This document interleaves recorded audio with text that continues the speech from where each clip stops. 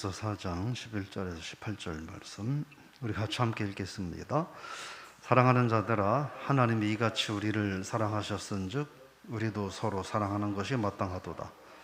어느 때나 하나님을 본 사람이 없으되 만일 우리가 서로 사랑하면 하나님이 우리 안에 거하시고 그의 사랑이 우리 안에 온전히 이루어지느니라.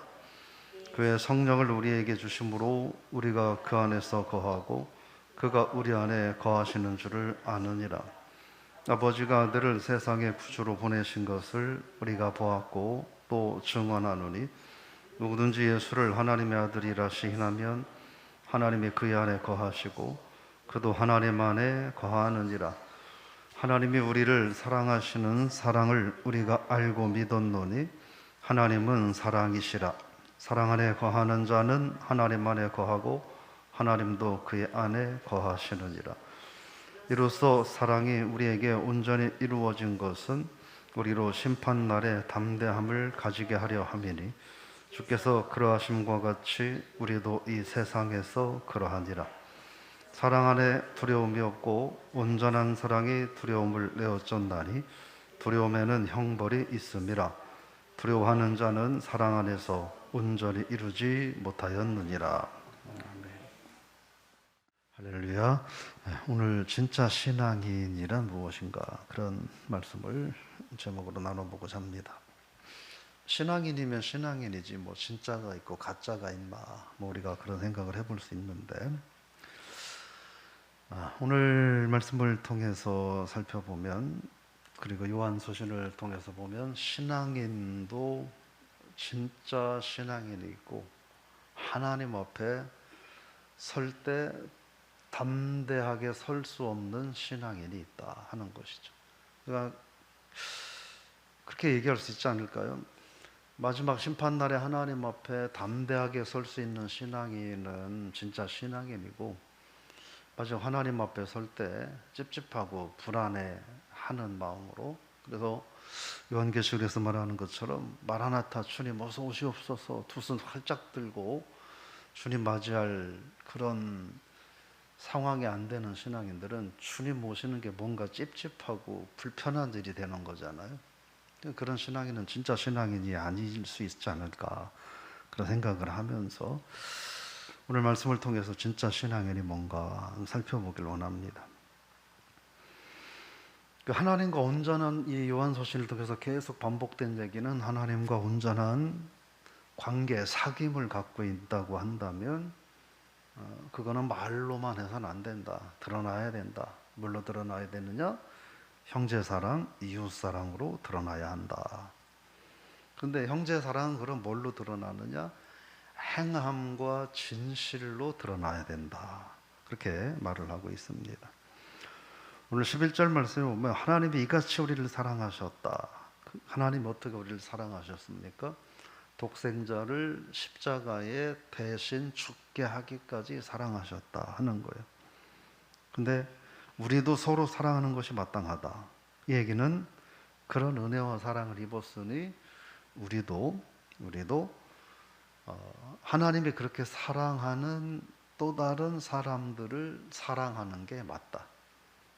그게 하나님을 사랑하는 거다. 이렇게 말씀을 하고 있는 거죠. 그래서 예수님께서 그런 얘기 했잖아요. 오른편에 있을 자들과 왼편에 있을 자들, 즉 주님 앞에 설 자들과 지옥 형벌을 받을 자들을 구분하셨죠. 뭐라고 하십니까? 내가 헐벗었을 때에 입을 것을 주었고, 굶주렸을 때 먹을 것을 주었고, 목이 말랐을 때 마실 물을 주었고, 옥에 갇혔을 때 돌아보았고 등등등. 근데 하나님 앞에 서는 자들에게 저들이 주님의 그 얘기를 듣고 우리는 그런 거 한 적이 없어요 주님, 이렇게 말씀하실 때, 아니다, 너희들이 너희 주변에 있는 이웃들에게 한 것이 그게 나한테 한 거다. 또 그 반대, 너희들은 전혀 돌아보지 않았고 너희들만 위해서 살았다. 너희들은 그래서 하나님 앞에 설 수 없다. 지옥 가라. 그때 사람들이 뭐라고 말했습니까? 주님, 내가 언제 그랬습니까? 주님이 굶주린 거 알면 제가 가만히 있었겠습니까? 이런 이야기를 할 때 주님이 그러시잖아요. 그래, 너의 주변에 있는 사람들에게 하지 않은 게 그게 나한테 안 한 거다. 이렇게 주님 말씀을 하시잖아요.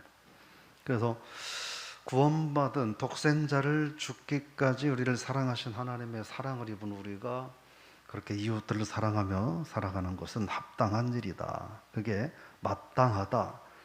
11절에서 말씀을 하고 있는 거죠. 12절 말씀은 하나님을 본 사람은 없지만 서로 사랑하면 하나님을 드러내 보이는 거다. 이렇게 말을 하고 있습니다. 그러니까 세상에 하나님의 실체를 우리가 보일 수 없잖아요. 그죠? 하나님이 보이지 않으시는 분이니까 우리가 어떻게 하나님의 모습을 세상에 보이겠습니까? 그래서 하나님의 모습, 하나님의 실체를 세상에 보이는 방법은 없다는 거예요. 말로는 안 된다는. 그럼 뭘로 해야 되느냐? 사랑을 실천하되 세상 사람들에게 사랑을 실천함으로. 그래서 제가 가끔씩 인용 자주 하지만 우리는 성경을 통해서 하나님을 보고 하나님을 믿지만 세상 사람들은 우리를 통해서 하나님을 보고 하나님을 믿게 되는 거예요. 그래서 우리가 세상 사람들에게 하나님을 보여주는 방법은 뭐냐? 하나님의 사랑과 같은 그 사랑을 우리가 보이는 거다 하는 것이죠. 13절 말씀은 그런 이야기예요. 그렇게 우리가 이웃을 사랑하고 또 형제를 사랑하며 하나님과 진정한 영적 교제를 가능하게 하는 것은 그럼 누가 하는 일이냐? 성령이 하시는 일이라는 거예요. 성령이 그렇게 만만하고 하찮은 분이 아니시잖아요. 그분이 하나님이시잖아요. 그 하나님이 우리 안에 거하시면서 우리로 하여금 세상에 하나님의 실체를 드러내 보이도록 일하시는 분이 성령이라고 하는데, 정말 진짜 성령이 우리 안에 거하신다면 하나님이 우리 안에 거하시는데 우리가 하나님의 실체를 세상에 드러내지 않는 삶을 살 수는 없다는 거죠. 그래서 15절을 보면 예수를 하나님의 아들이라 시인하면 하나님이 그 안에 거하고 그도 하나님 안에 거한다, 이렇게 말합니다. 우리가 계속 쭉 얘기하는 것처럼 지금 이 초대교회는 무슨 문제가 있어요? 이단들이 출현해서 예수의 육으로 오심과 그의 진짜 구주 되심을 거부하는 이러한 이단들이 발생을 했습니다. 예수 그리스도를 온전히 시인하는 것이 하나님과 온전한 영적 사귐이 있다는 거예요. 그게 우리는 그걸 뭐라고 말합니까? 믿음의 고백이라고 말합니다. 그걸 믿음의 고백이라고 말해요. 그런데 16절 말씀을 보면 그 15절 말씀을 좀 더 살펴보면 그런 이야기예요. 우리가 온전한 믿음의 고백을 하며 살아가는 건 하나님과 진정한 영적 사귐이 있다는 건데, 결국 이 얘기는 뭐냐면 그 얘기를 지금 하고자 하는 거예요.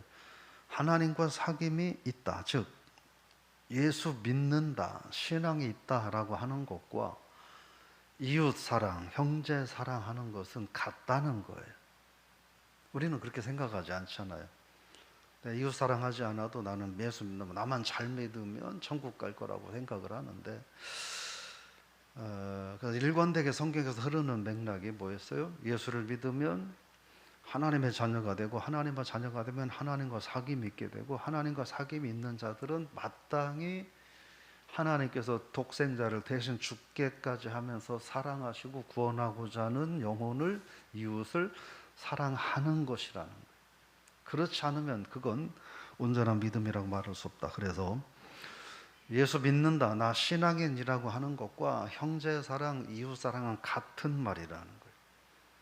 나 예수 믿어요 말하면서 이웃 사랑, 형제 사랑을 하지 않고 아무것도 하지 않으면 그건 나는 좋은 신앙인이라고 고집을 부릴 수 있을지 몰라도 적어도 주님 앞에서는 인정받을 수 없다는 거예요.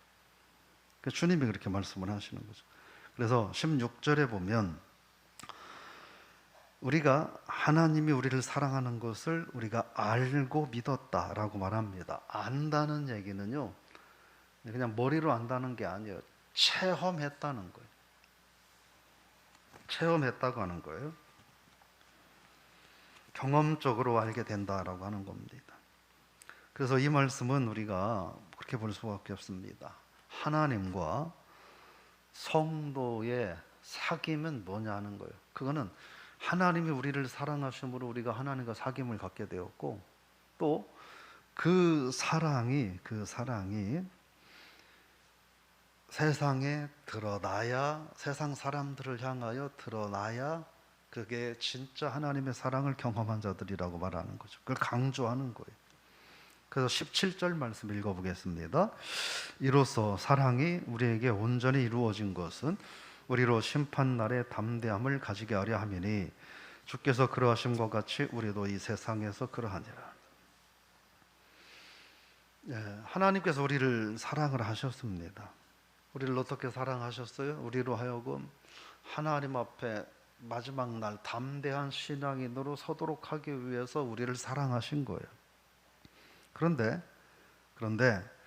우리도 세상에서 그러하니라. 그 뭐냐면 그런 하나님의 사랑을 입은 우리도 세상에서 그런 삶을 살아야 되느니라 라는 의미가 되는 것이죠. 그래서 요한서신을 통해서 보면 이웃과 형제를 사랑하지 않는 것은 악행이고 그건 죄라는 거예요. 단순히 사랑하지 않고 무관심한 것이 아니라 그건 죄라는 거예요.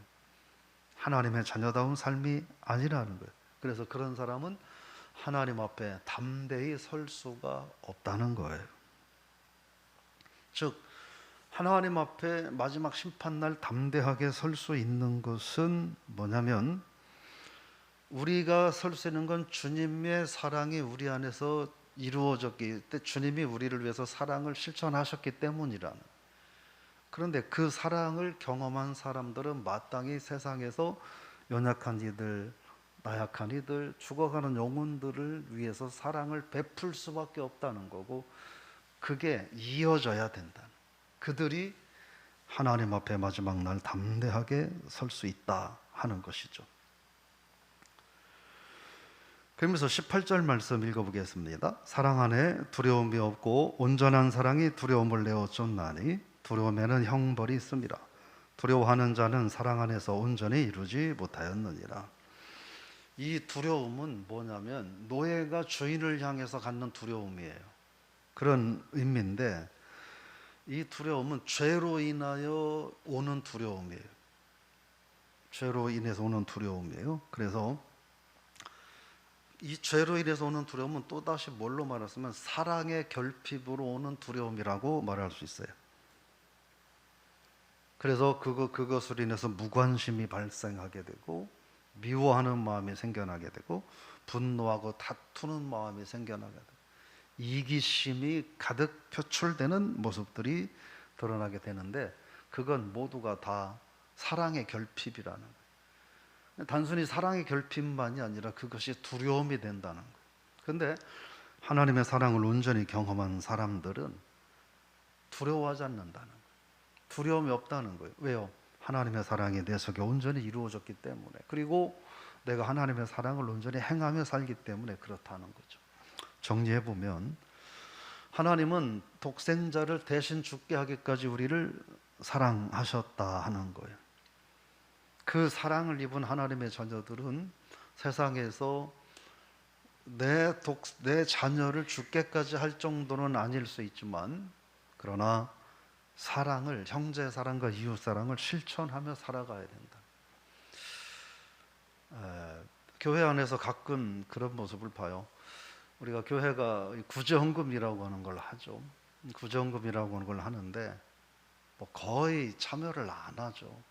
모르겠어요. 밖에서 외적으로 어려운 사람들을 해서 어려운 기관이나 이런 데 얼마나 많이 후원을 하는지는 모르겠지만, 교회 공동체 안에서 일절에 구제헌금을 하지 않아요. 저는 그렇게 생각해요. 내가 하나님을 어떻게, 구원받은 하나님의 자녀로 이웃을 사랑을 실천하는 삶을 살 수 있을까? 복잡하게 생각하지 않고 그냥 형편이 어려우면 하나님 앞에 100원 어려운 이웃들을 위해서 예물을 드림으로 사랑을 실천할 수 있다고 생각을 해요. 근데 많은 분들이 뭐라고 얘기하냐면 뭔가 해야 우리가 하지 않느냐 하는 거예요. 해야 하지 않느냐. 그래서 예를 들어서 사랑 희망 나는 음악회를 해요. 그래서 그때 희망 나는 음악회를 하면 거기에 그런 일에 참여하면서 해야 되는데 그런 이야기를 한 분들이 안 하죠. 그러니까 교회가 선교를 해야 내가 선교원금을 하고 구제를 해야 구제원금을 한다라고 말을 하는데 그 얘기는 조금 더 생각해 볼 필요가 있어요. 반대로 얘기하면 선교원금을 해야 선교를 할 수 있고 구제원금을 해야 구제를 할 수 있는 거잖아요. 근데 구제해야 내가 헌금하겠다 이렇게 말하는 건 맞지 않는 거예요. 어떻게 보면 오늘 말씀에 비춰서 보면 나는 최대한 안 하고 살겠다 이런 마음이라고 생각될 수도 있는 부분들이죠. 우리가 신앙생활을 하면서 그래서 작은 사랑의 실천, 어제 말씀드린 것처럼 이 사랑의 실천에는 예외가 없는 거예요. 여유가 많고 재산이 많고 물질이 풍부한 사람은 해야 되는 거예요. 그만큼 해야 되는 거예요.